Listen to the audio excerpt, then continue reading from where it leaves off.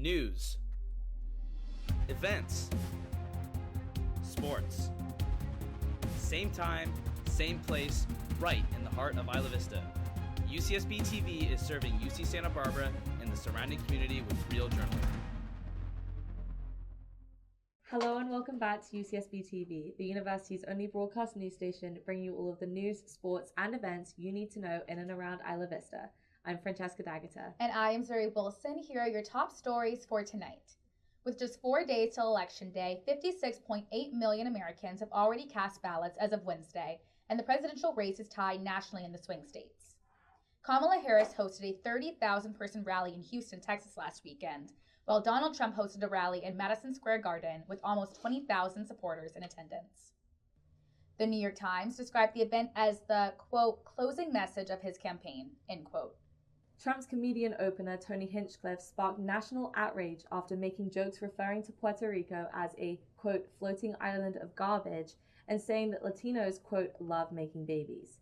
According to the Associated Press, the Trump campaign said that the Hinchcliffe jokes, quote, do not reflect the views of President Trump or the campaign. Biden came under fire for his response to this comment. While on a video call with Latino activists, he said, quote, the only garbage I see floating out there is his supporters. Biden insists it was only Hinchcliffe he was referencing. He commented on X that the comedian's demonization of Latinos is unconscionable and that he doesn't feel that the comedian's comments reflect who the U.S. are as a nation. In other election news, Kamala Harris made her closing argument from the Ellipse, the same spot where Trump incited a mob attack on January 6, 2021. The vice president said, quote, Donald Trump has spent a decade trying to keep the American people divided and afraid of each other, end quote. Both candidates will be hitting key battleground states over the coming days in a last pitch to voters. UCSB-TV will keep you updated through the weekend into Election Day on Tuesday. In local news, a new 4,500-mile sanctuary is coming to the Central Coast to pay homage to the Chumash community and protect the coast waters. News reporter Amanda Marroquinn spoke to Representative Salud Carbajal about what this means for Santa Barbara's Chumash population. To you, Amanda. I'm standing in front of what will soon be the beginning of the 4,500-mile stretch of the Chumash Heritage National Marine Sanctuary. Spanning from Gaviota to Cambria, the sanctuary will protect the Central Coast waters from oil drilling and preserve biodiversity and marine life. The sanctuary also pays homage to the Chumash people who have called the Central Coast their home for centuries. This recognizes the cultural resources that exist off our shore that are Chumash and protects those resources, in addition to protecting our biodiversity, our marine life, and our ecosystem in our ocean waters. And as important, this is also going to prevent future offshore and gas drilling off our coastline.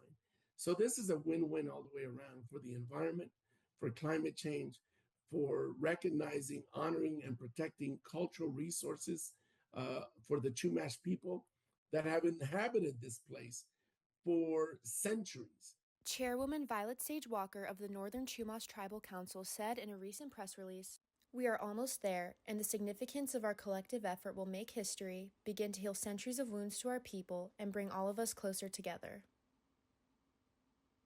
After decades of advocacy from the Chumash Tribal Council and years more of national and local legislation, the Biden-Harris administration and the National Oceanic and Atmospheric Administration announced the regulation and designation last month, which will put the sanctuary on a 45-day final review. The sanctuary is planned to take effect by the end of December.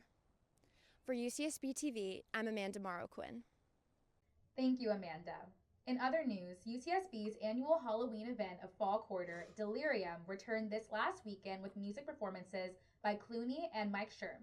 How did it go? Arly Lara has the story. I'm reporting live outside of the University Center of Santa Barbara, where students are already lining up for one of the most anticipated times of the year, Delirium, a Halloween concert hosted by the AS Program Board.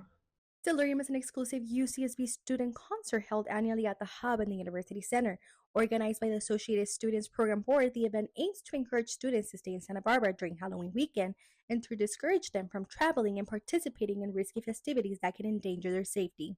Back in the year of 1986, UCSB had one of the biggest university parties in the state of California, prompting 25,000 visitors to flood Isla Vista streets for Halloween. Many sources describe Halloween of 1986 as a time as hell broke loose, with over 30,000 attendings, a multiple of injuries, and thousands of arrests. In an interview with Special Events Coordinator Gracie Fries, she expresses that with the years, UCSB reputation brought public safety and trash issues for the local community, reaching out for help from UCSB administration. Delirium started a long time ago because the administration wanted to have an alternative programming event during Halloween weekend, which used to be a really rowdy time in Isla Vista. So they wanted to give something for students to do that was safe, didn't involve alcohol or drugs, a place where people could go to feel safe and kind of avoid the havoc of the streets. I think that this is its 11th year in operation. It's been going for some time now. We've had a lot of really amazing acts in the past. We've had like Snoop Dogg. Last year we had 070 Shake. My first year was Isaiah Rashad, and now we switched it to a 2-night show in the hub. We had Clooney and Mike Sherm. So yeah, Delirium and our one of our other concerts called the Warm Up, which is held right after Deltopia. They were specifically designed for alternative programming like type events. So they take place strategically on really busy weekends in Isla Vista. So that means there's always like a lot of like student excitement. Additionally, she explains how over the years, Delirium has evolved into a major festivity, fostering a welcoming and safe culture that has possibly transformed UCSB's reputation. I hope so. I know that, especially within program board, like all these shows that we put on as a special events coordinator, I do Welcome Back, Delirium, the Warm Up, and Extravaganza. And those 4 events, I think, tell and communicate to the student body a lot about who we are as an organization, who we're able to bring for our bigger budget shows, kind of set up how people view us for the rest of the year and kind of create a culture around those events. So for me, I love putting on the special events, and Delirium is definitely an essential part of that. It sets a precedent early on for who program board is and the type of caliber of artists that we can bring for the students. Many UCSB students address that this culture has made them look forward to Delirium concerts and Isla Vista parties, since they provide a safer and welcoming atmosphere. In an interview with some students, they mentioned that Delirium is a fun concert event at such a low cost, quote, with good vibes that make them not want to miss out. Yeah, we're super excited to be here.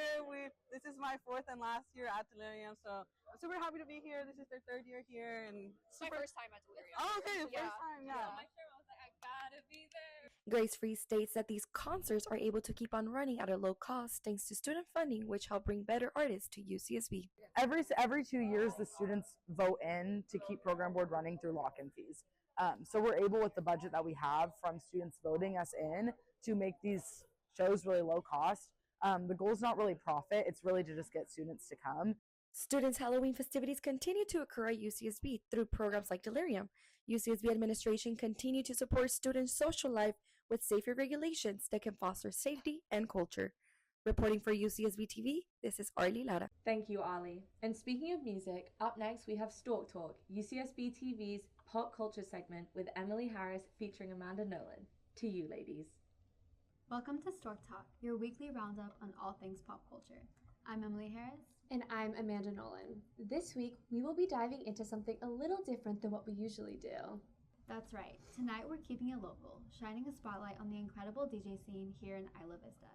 I had the chance to chat with 2 amazing DJs making waves in IV, the fun music duo Goon and the talented DJ Stewie.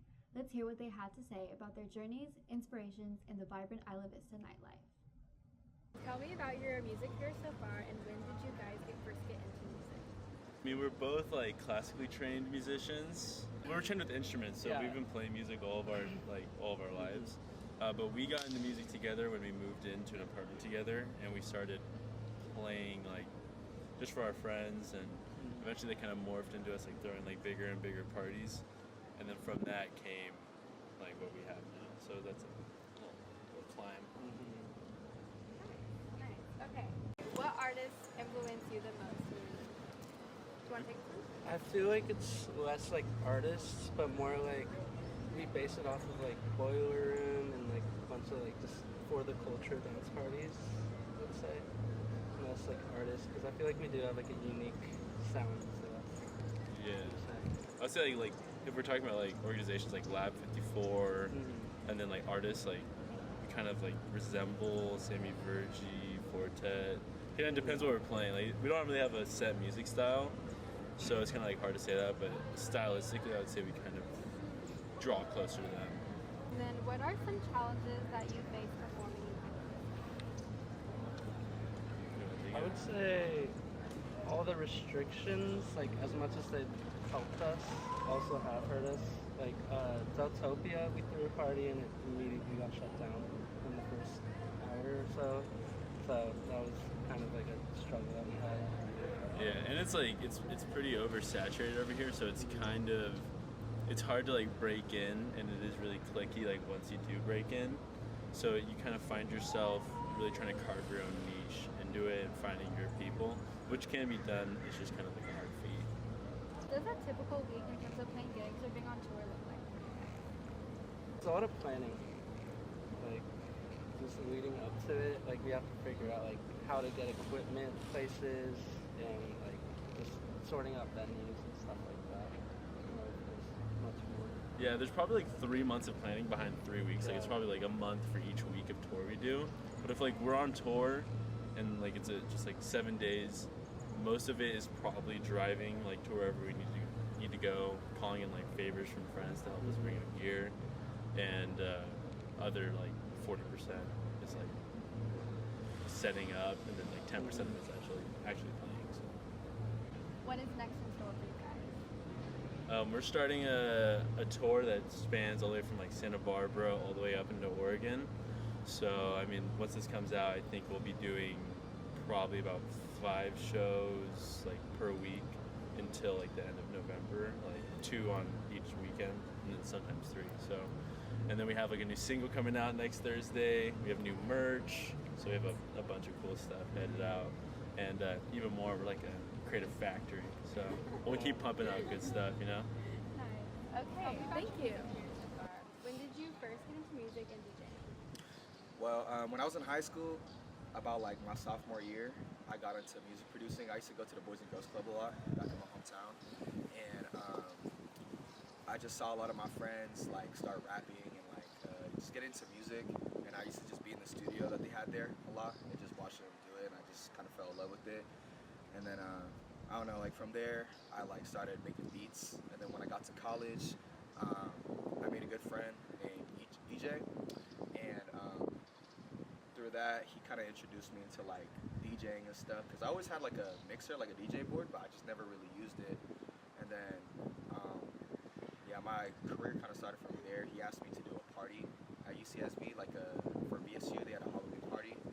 So the first time I ever DJed was actually in the hub here at UCSB, but yeah, that was kind of like where I started. And I don't know, I feel like my career is going well so far. I've been DJing for about like 2 years, you know, taking it slowly, enjoying every step. I love what I do, you know. I got my friends with me. I get to meet new people all the time. I get to listen to new music. I get to see different crowds of people. I get to meet different artists and stuff. I can travel. I've DJ'd in LA, Arizona, and hopefully soon in the Bay Area, in my hometown. So.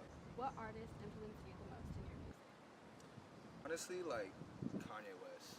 Because it's just seeing his career, you know, starting as a producer and then becoming an artist, and just like all his music is just very inspirational. How would you describe the band scene in IV, and what are your least and favorite parts about it? The band scene? It's fire. I mean, one of the first parties I actually ever been to out here was a band party, and they're dope. It's live music, and like it's just like random people like just using instruments, and you know, random people on the mic just singing, but everybody's having a good time. I feel like the good parts is the crowd and the audience is always good. It's always good energy. And then would you say like DJing is like a similar like vibe, or is it like completely different in IV? So I feel like it depends on just the kind of music you play. Like if you're an EDM DJ, you'll have like a lot of people who like to rave, or like it's just like a whole different crowd. Like, you know, I see a lot of people wear like glow sticks and like weird hats or whatever. I don't know, like for me, like I DJ a lot of like hip hop and R&B. So like my crowd, it's always like a mix. You could definitely feel like the change of like the vibe. What are some challenges that you face performing at? Losing venues, before I was able to start DJing downtown, I was DJing a lot in IB, so like I had to look for like houses and stuff. So I was basically just like walking up to people's houses and like asking if I could throw there, and that was very difficult because there's definitely like, a lot of no's. Also, fights breaking out. See a lot of fights from time to time. What is a typical week in terms of playing gigs or being on tour? My typical week, so I DJ every Thursday, and then either Friday or Saturday, I'll throw a little party in IB and stuff for free for anyone to go to. And then almost like every other week or like once or twice a month, we'll do like concerts and bring out an artist and I'll DJ for them. But yeah, that's just kind of what my schedule looks like. Wow, what amazing music artists. I love how IV is home to so many talented musicians and artists. I know, right? But that's it for this week's Stork Talk. But make sure to tune in back next week for a recap of all things pop culture. For UCSBTV, I'm Emilie. And I'm Amanda.